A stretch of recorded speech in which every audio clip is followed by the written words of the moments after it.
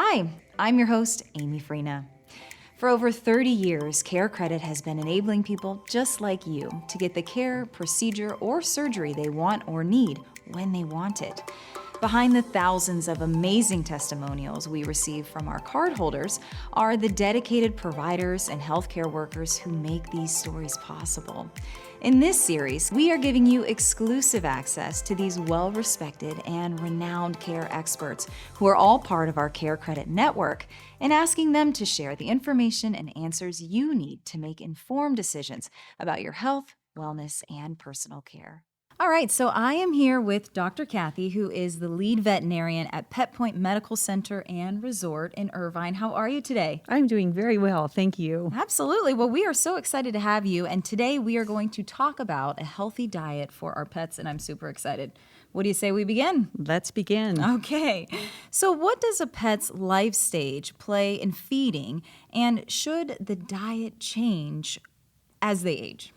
Yes, and that's a very good question. For sure, puppies need a different nutritional amount, and different breeds need a different nutritional amount.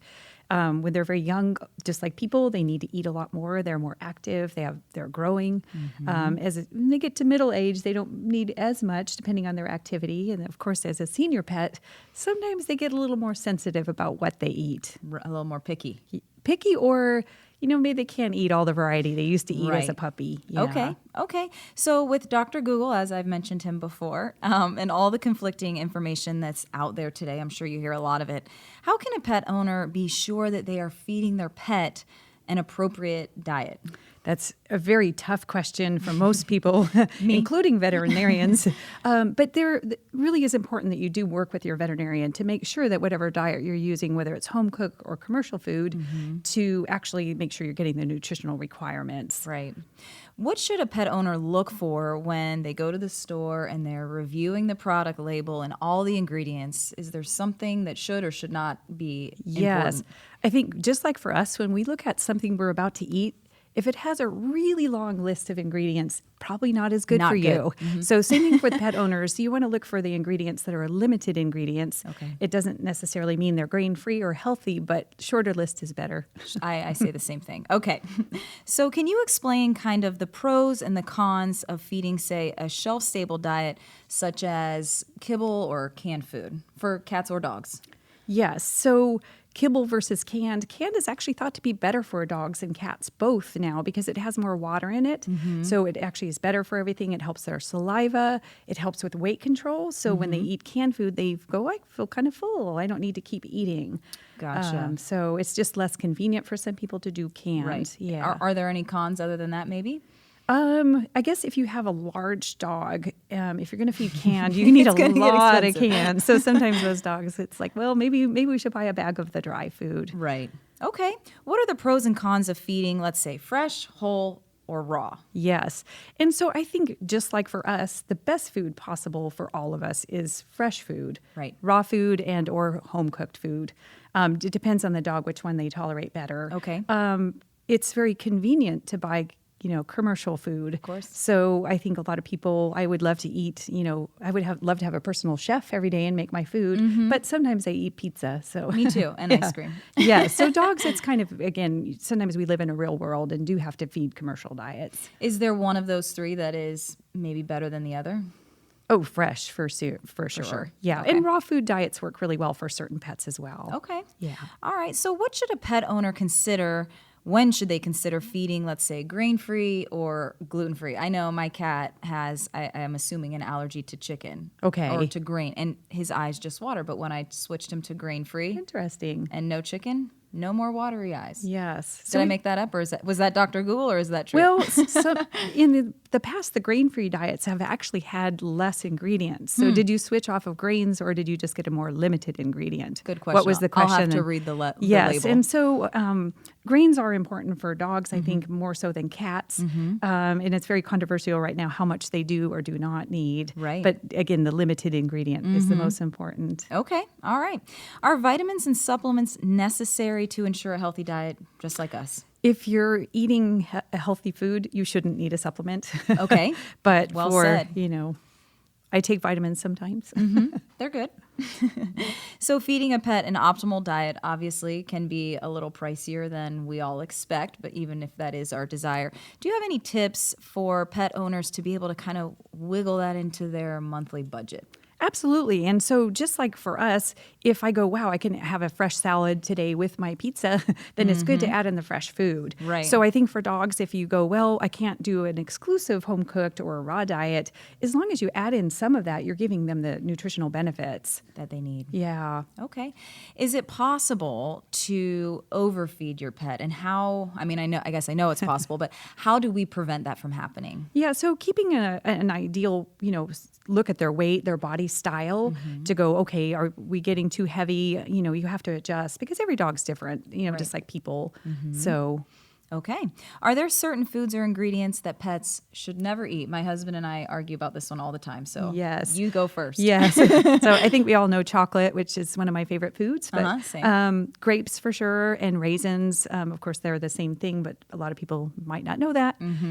There are some nuts that are not good for dogs, macadamia nuts specifically, and avocados are controversial. Okay. What about the typical, like, giving a cat milk? Oh, yes. So a lot of cats are lactose intolerant, same with Interesting. dogs. Some cats can tolerate it, but I don't usually recommend it because sometimes then you have diarrhea afterwards. Right. Not fun. Okay. Yes. So how should a pet owner handle a pet that is a very picky eater? Yes. Well, I do know a lot of dogs will play on us. They go, if I hold out long enough, you're going to give me the French fries that you're eating right now. And anyway, so it's really important to actually provide them a healthy diet and then let them eat it. If they don't eat it, if they're being stubborn, they'll get around to eating it. And They're going to get hungry. Yes. Now, if they're being picky because they have an underlying medical condition, that might be something to discuss with their veterinarian. Okay. So, Dr. Kathy, let's talk table food, right? Everyone Yes. likes to feed the dog something under the table. Yes. Tell me a little bit about the nutrition, how it's different Yeah. from how it would impact our bodies to our pet. Yes. So dogs, just like us, like things that maybe aren't the best for them. And so it's really important that if you are feeding off the table, that you're feeding them a healthy choice. Okay. Carrots or, something that's fresh and not fried. Right. So the other thing you need to keep in mind is most dogs are smaller than people. Right. So somebody might go, well, I just gave him a couple French fries. And if it's a Chihuahua, that's like, enough to add on several pounds and really make them overweight. Not good. Not good. So the holidays are right around the corner, and you have a ton of people in your home. You've got food out everywhere. How can we kind of watch after our pet and make sure that they're not, yes, eating the cake wrong off the thing. table? Yeah. So I have to say, as a veterinarian, the holidays are one of my busiest times of years. Interesting. Because the dogs are really good at finding that box of C's chocolates and opening it and eating all of it. Right. So it's really mindful to keep them out of their reach. Also, if you put your turkey up on the table and nobody's watching, maybe the dog will help themselves. My own dog once got a stick of butter off the table. Oh. And so those are obviously, we really need to be mindful that dogs will seek out those foods. So to kind of piggyback that, how do you, maybe you didn't see it and the food is gone or whatever, you thought someone took it. How do you know if maybe a little tummy ache is something maybe a little more serious? Yeah. Again, the best thing would be to make an appointment with your veterinarian just to go, okay, did we really eat enough stuff? Most people usually see all the empty wrappers or the empty box.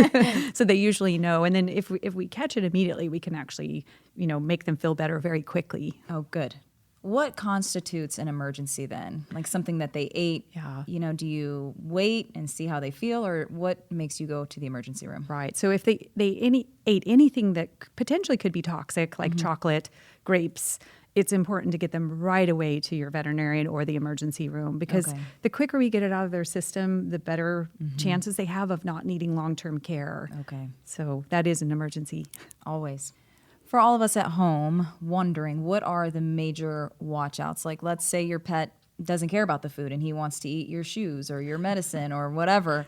Are there any of those that maybe are a bigger red flag than others that we should be mindful of?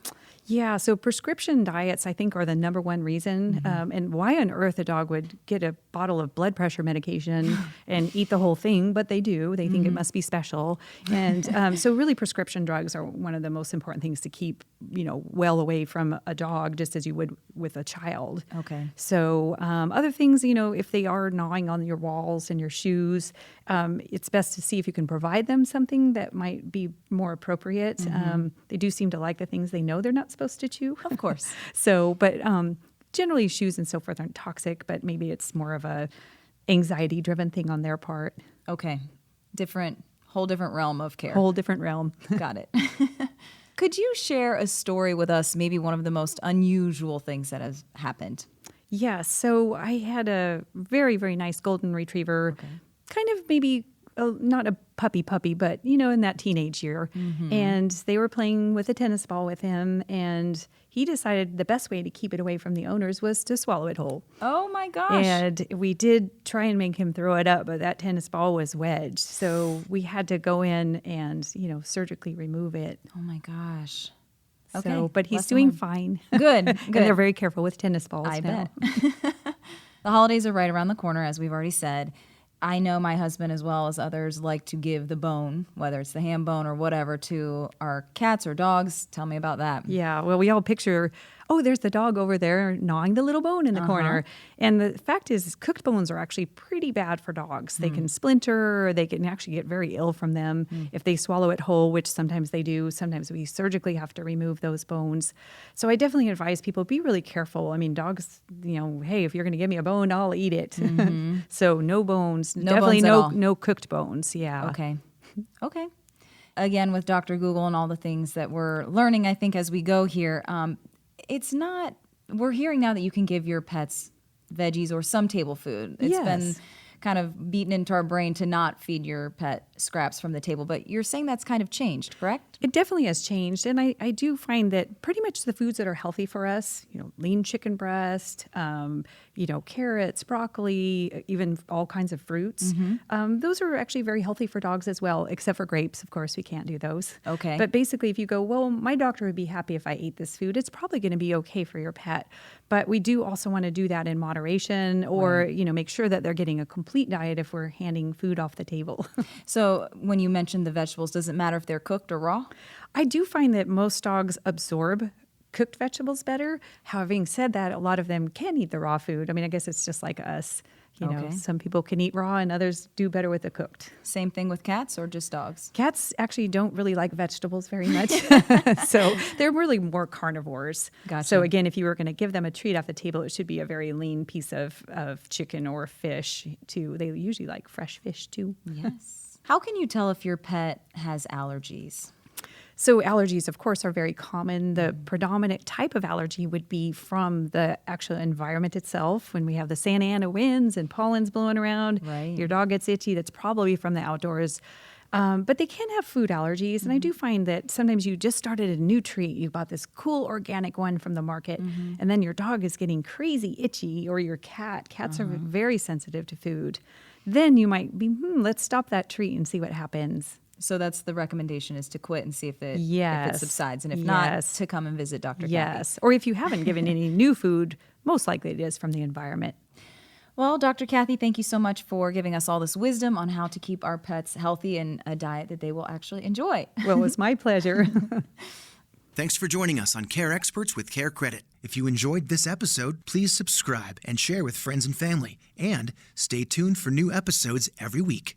All information, opinions, and recommendations discussed in this episode are for your information only. We believe the information sources are generally reliable, but because of possible human or mechanical error by the sources, Synchrony or its affiliates, including CareCredit, does not provide warranty to the accuracy, quality, or completeness of the information or any results obtained from it. Any statement or opinions in this episode are the doctor's alone, and included data was current to the time of creating this episode. Please consult your own advisors before using any of this information. Pet insurance coverage offered and administered by by Pets Best Insurance Services, LLC, is underwritten by American Pet Insurance Company, a New York insurance company headquartered at 6100 4th Avenue South, Suite 200, Seattle, Washington 98108, or Independence American Insurance Company, a Delaware insurance company located at 11333 North Scottsdale Road, Suite 160, Scottsdale, Arizona 85254. Pets Best Insurance Services, LLC, California agency number 0F37530, is a licensed insurance agency located at 10840 Ballantine Commons Parkway, Charlotte, North Carolina 28277. Each insurer has sole financial responsibility for its own products. Please refer to your declarations page to determine the underwriter for your policy. Terms and conditions apply. See your policy for details.